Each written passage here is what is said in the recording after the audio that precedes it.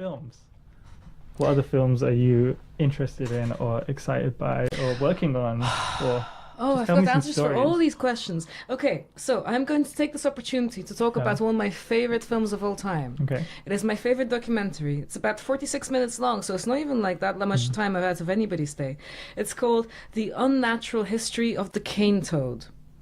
The cane toad. The cane toad. Like CAIN? C-A-N-E. CANE? So you know that Australia, I don't know what the problem looks like right now, but back when this film was made, which is like 1983 or so, the cane toads were taking over Australia. So the whole documentary is about why they brought the cane toads there, what happened. So I'm not going to ruin it now, but the reason that this documentary is special and why everybody should see it is because there, apart from the bizarre story that it talks about, and is a very interesting story that they tell very well, the people who speak into the camera, the local experts who were there, who had opinions about the cane toads, they are just normal people, and they don't understand. They don't know why they're there, The cane toads.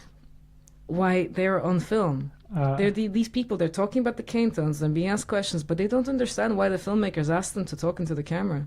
They don't understand how amazing they are. They don't understand how interesting their faces are, how emotional they get. Okay. These people, like this one of those, they're all characters. Okay, so they're like opposite of actors. Yeah, they don't realize. Okay. And the way they're shot, for example, this one guy, my favorite, right? Like, you start off reasonably wide, and then you get closer, and then towards the end, like, his whole face shows up this guy, and he's so emotional about it. And he does, I don't think any of them realized. That they were really special people. Yeah. Maybe that's the moral of the story. Yeah, but the filmmakers knew exactly what they were doing. So on the one hand, it's fascinating, but on the other hand, I feel almost bad. I don't quite, but I feel like there's a very small bit of advantage that's been taken, which actually reminds me of another bugaboo that I've Wait, got. so was the film about cane toads or not really? The film was about cane toads, but what makes it special is that is the humor that you feel in it. That you can feel the filmmakers, and it's not about relaying information. It's a snapshot of the people, and also like the way they handle those toads is bizarre. Like they squeeze them and they fondle them, and that would never happen with animal-related they must jump really high. Like, Huh? do toads jump really high? These guys, they do, Okay. and they show you some footage. So cane toads in Australia, are again, they are a thing. This Okay. documentary just did a. Basically, it's both a study of cane toads and also people and the relationship with these cane toads. So it's a delicious package deal that is more than the information it contains, Okay. which is the best kind of film, I think. Wow. You get that with Werner Herzog, for example. Some of Herzog's greatest work, look at Fitzgeraldo.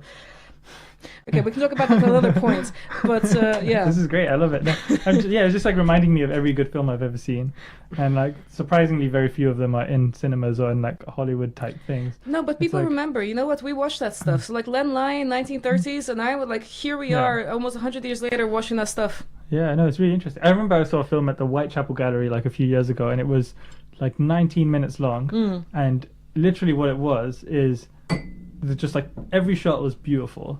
It was in this marble quarry somewhere in like Italy or somewhere, I don't know where, but it's just like beautiful marble quarry, and so you can see like this very vivid cloudy sky and all like white everywhere from the marble, and it's just like this guy who is directing cranes around, and it's completely silent, like he doesn't ever talk, but he's just like waving his hands like come this way, and then he's like rotate, and you just watch this crane like take out this huge chunk of marble from the side of this mountain and then just dump it on the ground, and it takes about 20 minutes to go through the whole process because they have to like get crushed dirt and stuff and put it down so the marble doesn't break when you rip it off, and you have to make little cracks and make it square and all this kind of thing. It's just really beautiful to watch because you just meditate and relax, and yeah, I think it's important. Well, things like that, they remind you that there's the worth that we put into things that we pay for and everything else, there's a lot more worth out there. There is worth in considering the fact that the table you're sitting at took all this effort to make, that the wood came from somewhere,